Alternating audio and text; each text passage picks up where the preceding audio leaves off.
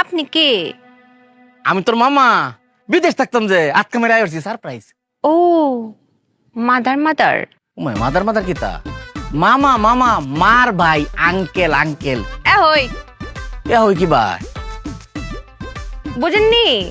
না। বুঝিয়ে বলছি। বল। মায়ের ইংলিশ কিতা?